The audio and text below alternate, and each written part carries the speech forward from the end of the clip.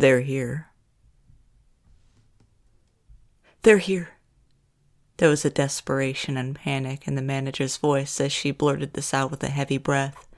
This matched the cashier's face, which changed from neutral and tired to dreadful and painfully awake. Another employee who was waiting behind the counter quickly got up and walked to somewhere in the back of the store. For context, it was a little past 9:30 at night. It had been a busy day for me. I had a test and multiple quizzes in my various classes, and I had just gotten done with a hard gym session before returning to my apartment to find that I was fresh out of milk. I decided to run down to the convenience store located right under my apartment building. I knew they closed at 10, so I had plenty of time to pick up milk and browse their snacks. After finding nothing else of interest, I took the jug of milk to the counter to check out, me being the only customer in the store at this point, the only other people being 3 employees. Who were they? Maybe some cleaning or maintenance crew for the store, but it wasn't closed yet. I picked up the milk jug and walked to the door. The manager stepped right in front of me. "We can't let you leave right now. It's not safe.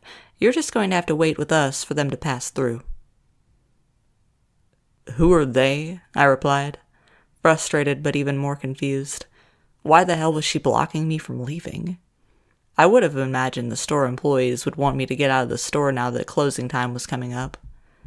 The manager thought about my question for a moment before shaking her head and sighing, like she was too stressed to give me an explanation at the moment. She turned around to pull down the metal blinds along the storefront, ignoring my question. As I said, they weren't supposed to close quite yet. It wasn't time. I decided I wasn't sticking around for whatever game they were playing. I walked to the door but stopped myself before going outside. On the other side of the door was a man dressed in an old yet expensive and fancy-looking suit with a big top hat. It looked as if a stock trader from the 1920s was ripped through space and time and placed on the other side of the glass. Only seconds passed before I heard a disembodied scream come from behind me. I looked back to see the cashier with her hands over her mouth, looking at me with tears rolling down her face. The manager returned to the front of the store.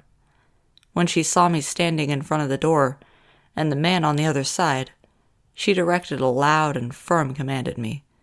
"Get away from the door, now!" I did as she did, walking back to her. But before I could ask or say anything, she squawked another command. "Get behind an aisle. Wait for me to tell you to come out. If you don't do as I tell you, you're going to die tonight. Now go."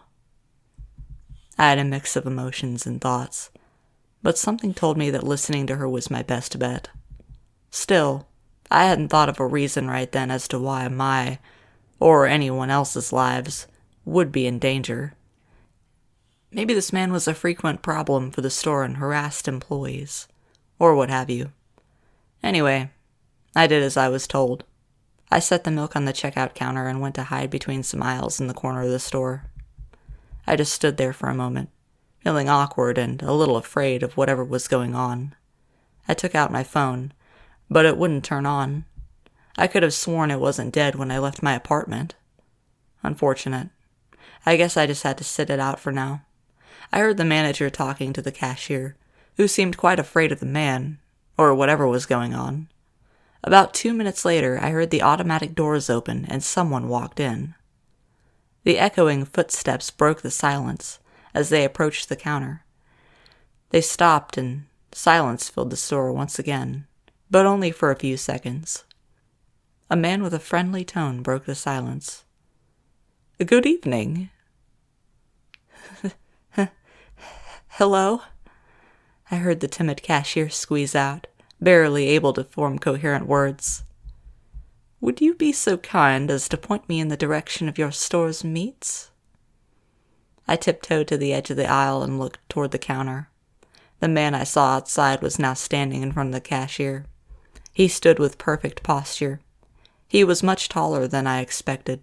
He must have been around 6'5" or 6'6", and his stature towered even higher over the short cashier, with his tall top hat.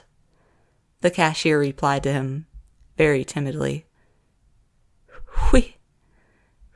We have some packages of lunch meat. Turkey, ham, they're in that section right over there, you see." The man in the suit interrupted. "Oh, I am sorry, dear. I do not believe we are talking about the same thing. I was told there would be a fair stock of freshly harvested meats available for purchase." I don't know what you mean, sir." "Oh, I think you do." The man didn't move. He stayed there in front of the counter, staring the silent cashier down. She looked down in despair. I could hear her breathing in whimpers as the man remained. It was as if he were programmed, like a non-player character in a game, waiting for input before he could deliver another line of dialogue or make any move. I saw the manager walk up behind him. She must have been waiting in the back of the store. Standing behind the man, albeit a good distance away, she addressed him herself. "How can I help you, sir?" she said, rather calm. The man slowly turned around. He was, to put it bluntly, extraordinarily handsome and well-kept.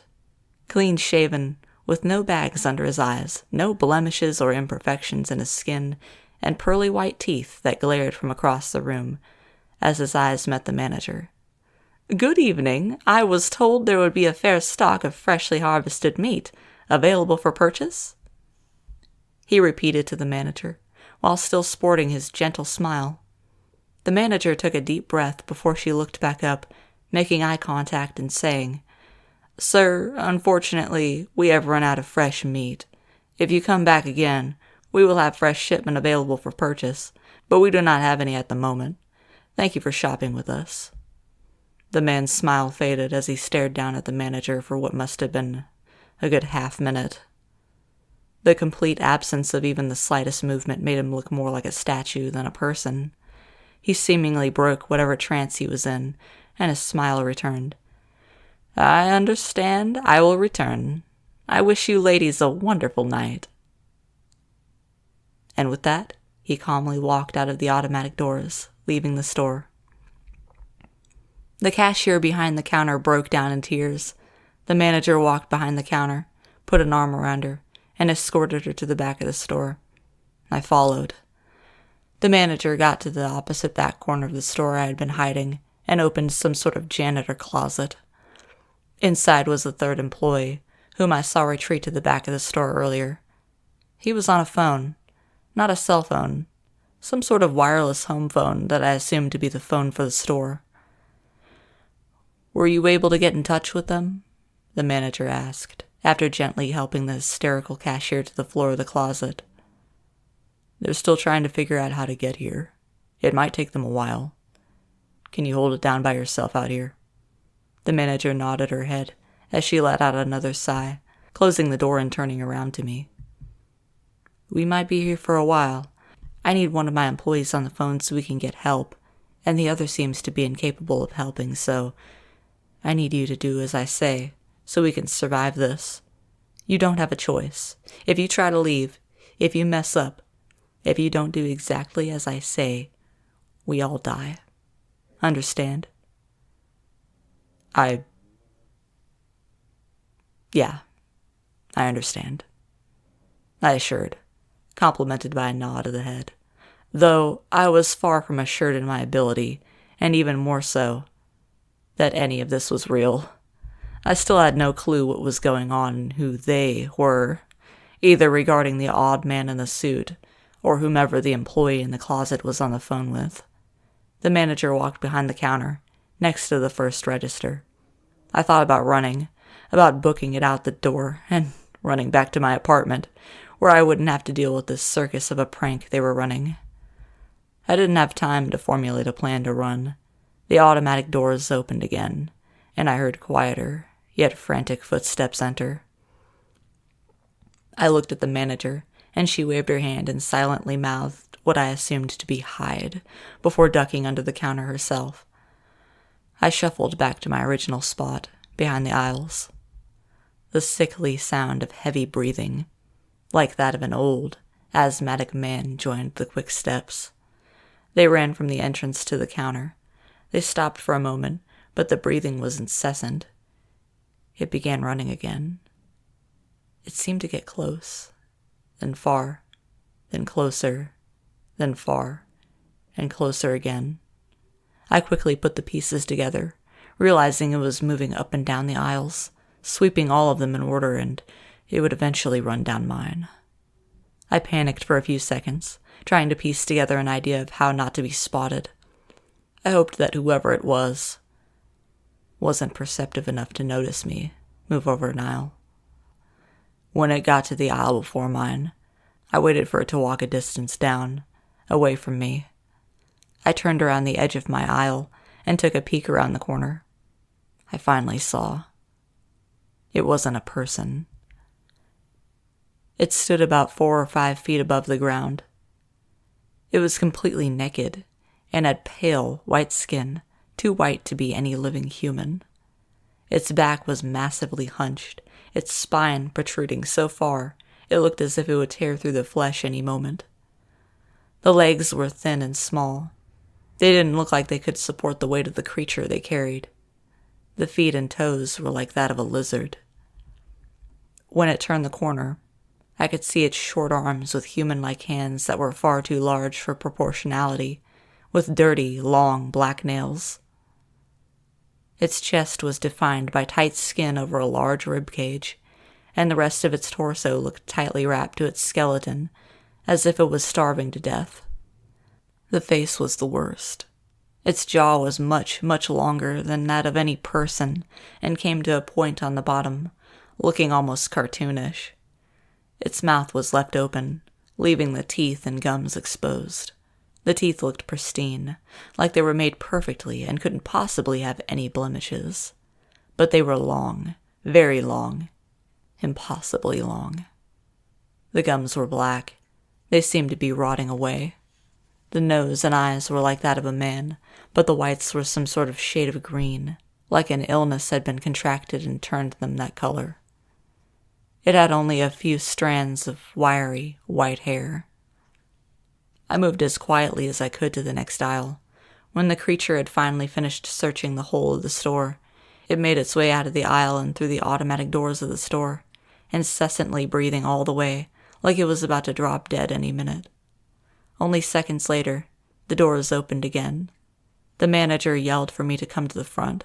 I hesitantly got out from behind my aisle and walked up cautiously, eyeing up the door to see who was about to come through, but it just seemed to stay open.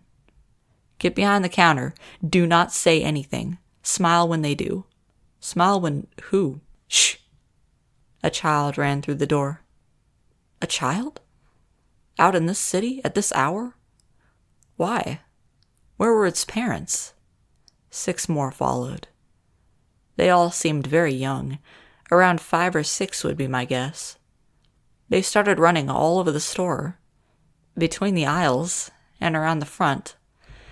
I think they were playing some game like tag or hide and seek for a while, laughing and acting as you would expect kids this age to act. Just let them be and do as I said. When they smile, smile back, the manager reminded me. They kept on playing for 5 minutes or so before they collectively stopped running around and came to the front. They quickly formed a single file line in front of the counter, before each one grabbed a bar of chocolate from the shelves next to the counter, the type that stores used to display small items like snacks and magazines that people are inclined to buy on impulse. The first kid walked up to the manager at the register and pulled out $1 and some change. It happened to be the exact price of the bar, though, in this situation, I don't think anyone would have protested if it weren't. After the first kid placed his change on the counter, he turned and looked at me. He just maintained eye contact while not displaying any particular emotion. Very much like how normal children stare at strangers in public for no particular reason. But I found out soon enough that these weren't normal children. The kid smiled at me, and I, doing as I was instructed, smiled back. Unfortunately, I couldn't bear to maintain my smile when the kid's smile grew, revealing that his mouth opened from one end of his head to another, practically touching ear to ear. He revealed his long row of jagged teeth. He must have noticed a change in mood from my facial expression and, lucky for me, so did the manager. She turned her head slightly in my direction. "Smile back," she said quietly, yet very firm. I forced myself to smile, staring at this monster, not a child, that had locked its gaze with mine. It giggled, breaking focus from me before grabbing the candy bar and running out of the store. I endured the same treatment for the next 5. All of them did the exact same thing. It felt as though I were an assembly line worker whose function was simply to be exposed to the unnatural image of those monsters, while I tried my hardest to hold a smile. Luckily, it wasn't long, and I was relieved for it to be over. I turned and started to walk away from the counter before the manager grasped my arm and yanked me back. "There's still one here. We don't move until it leaves." I nodded my head and said nothing. I could hear it running around in the back aisle of the store. I guess this one was the troublemaker of the group. "I'm gonna find you," it said in its squeaky voice as it ran.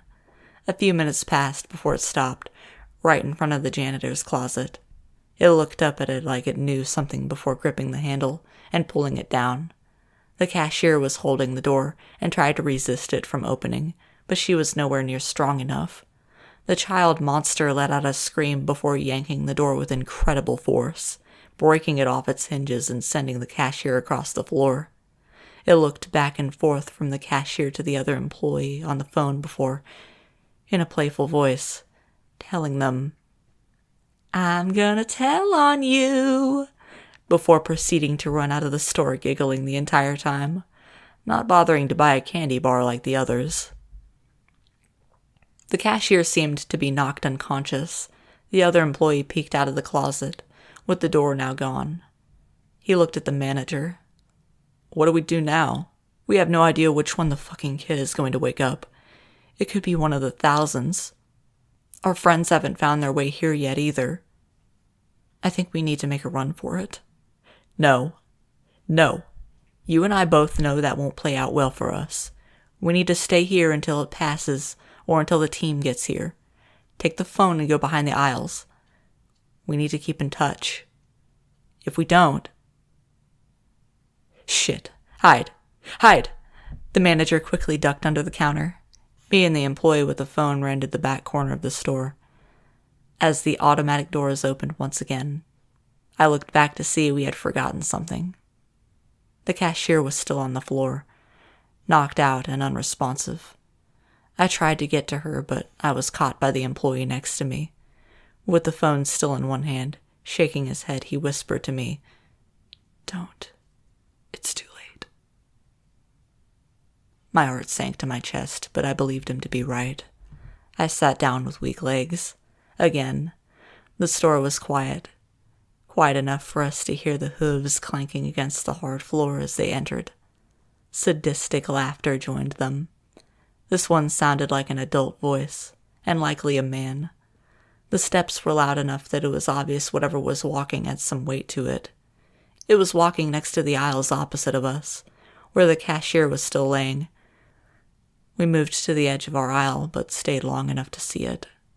Coming into view from behind the aisle opposite of us were the legs of a deer, supporting the upper body of a man.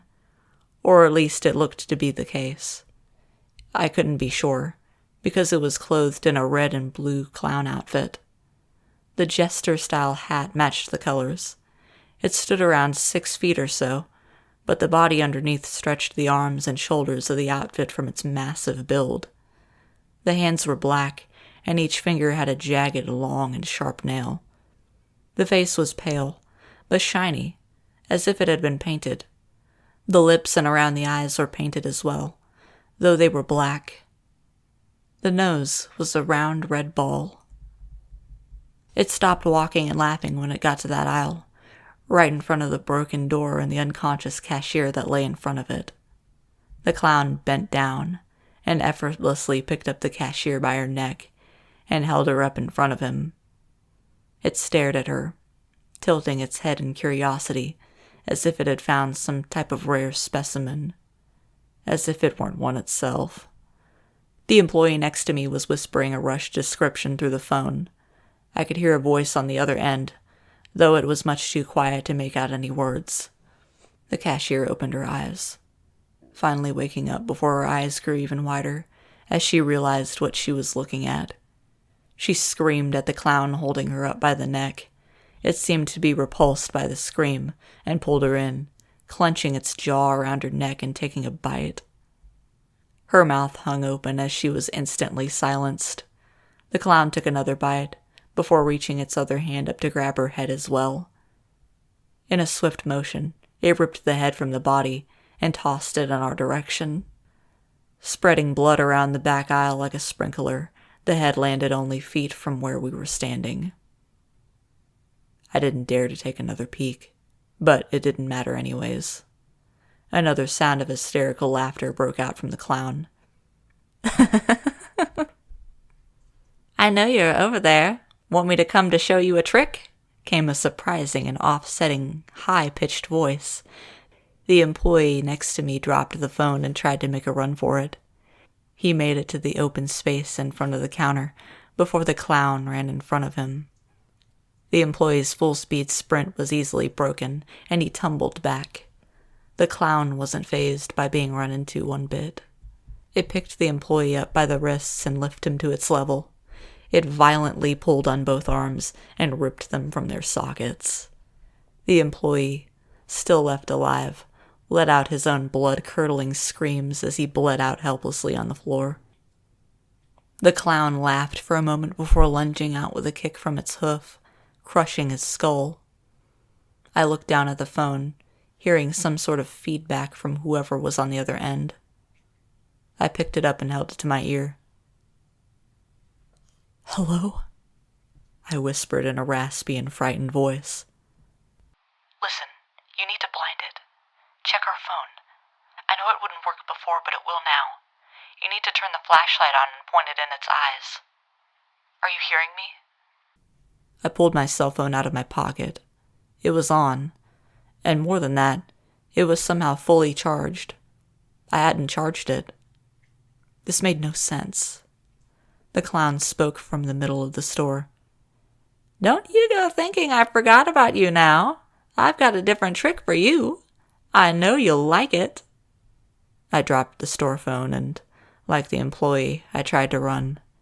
I dashed down the last aisle before realizing I had no clue where the hell I planned on going. I panicked, reaching for my cell phone again. It fell from my pocket onto the floor. I quickly recovered it, trying to turn the flashlight on as the running hooves approached from behind me, as I was grabbed and forcefully turned over. But I had the luck of turning on the phone's flashlight just in time. The clown screamed in pain and anger as it ran past me and into the other aisles. It ripped and threw everything off the shelves it possibly could, trashing the store and tearing it apart. I recovered and kept pointing my phone's flashlight in its direction. It tripped over a shelf it had torn in half and fell flat on its face. Jumping back to its feet, the clown turned around and swatted at me, but covered its eyes and resumed its wretched screams when the light met its eyes once again. It ran, tripping and screaming, through the doors of the store and left. It was silent once again. The manager, who had been taking cover behind the counter this whole time, stood up and got a look at the carnage herself. I could tell by her face that something inside her had died when she saw the dismembered bodies of her coworkers, but she said nothing about it. Instead, she turned to me and asked, "Where is the phone?" I turned off my cell phone flashlight and put it back into my pocket, before walking over the mess of merchandise and blood to the back of the store.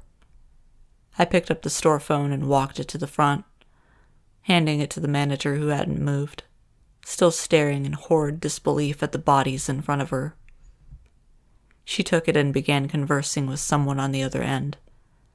I stayed where I was, not having the guts to look behind me and see it again. After about 30 seconds of a conversation from which I could understand nothing, and one I wasn't paying much attention to in the first place, the manager let out another sigh, this one of relief, and muttered, "Oh, thank God. How long?" More talking from the other end. Okay, I can do that. There is still one other alive. I'll have him watch out for your arrival." With that, the manager set down the phone and looked at me with drained and tired eyes. "I need you to stand by the door and watch for black SUVs to pull up. Let me know when they get here. Yell at me and I'll tell you if they're the team we are expecting. If they're not, hide. I need to do something in the back."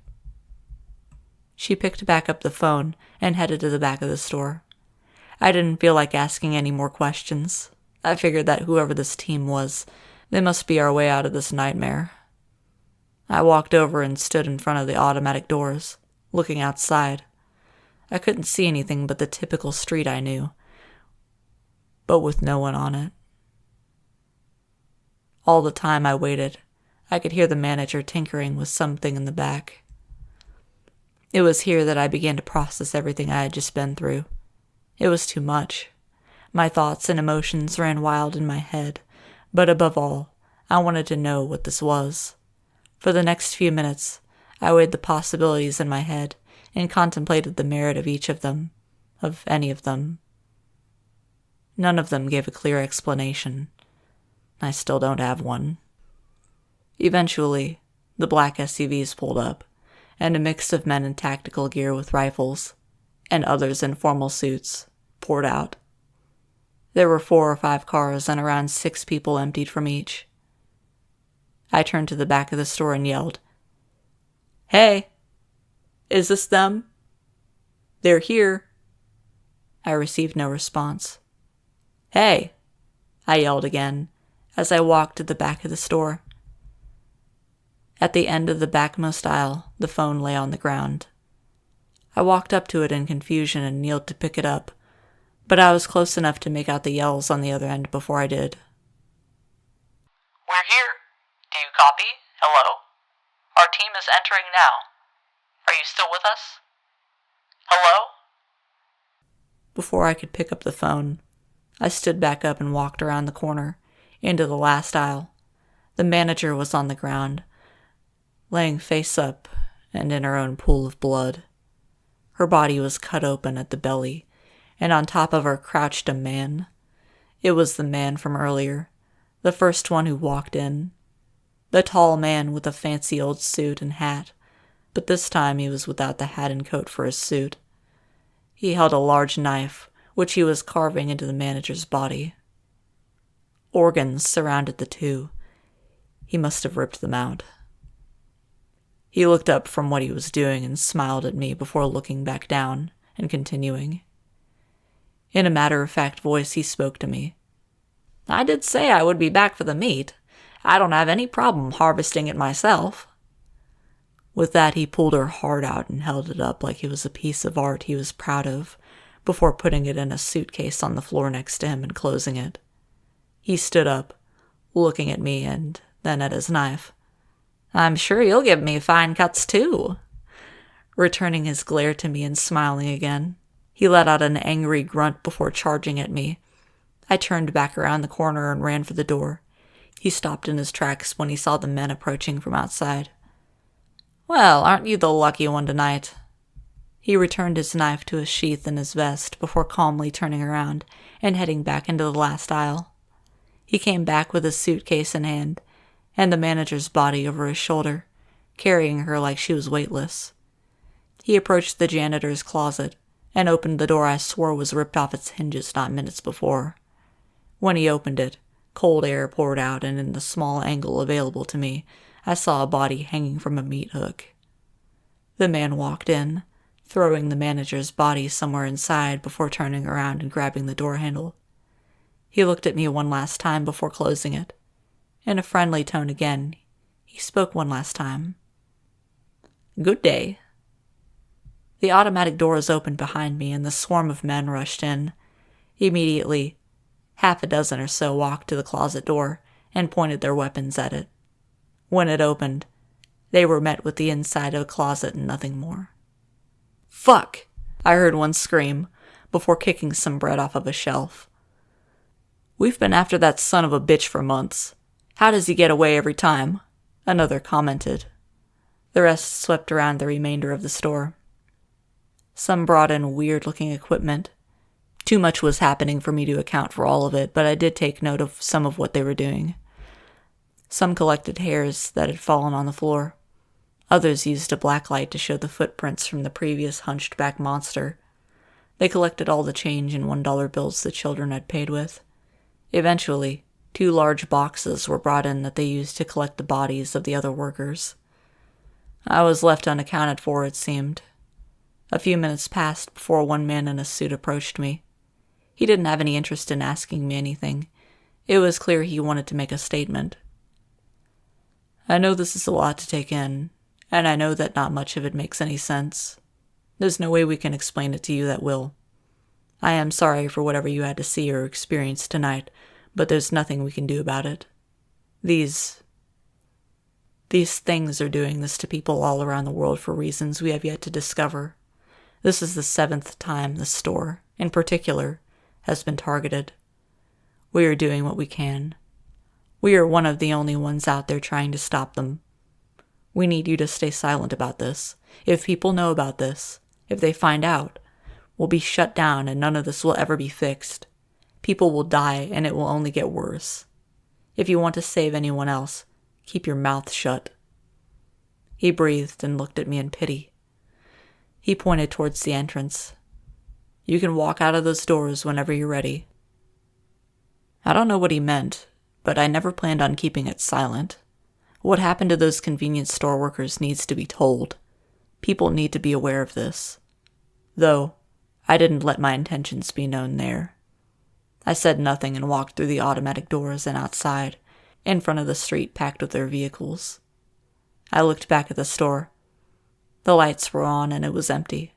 I turned back to the street. The SUVs were all gone. People were back, walking about like they would on any other night. I heard the metro train approaching again. It was done.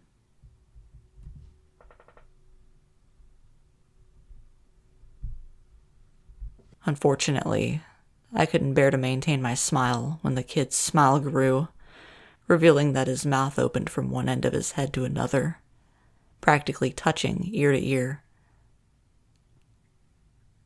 "Hey, ho, man, hey, Dapper Dan, you both got your style, but brother, you're never fully dressed without a smile."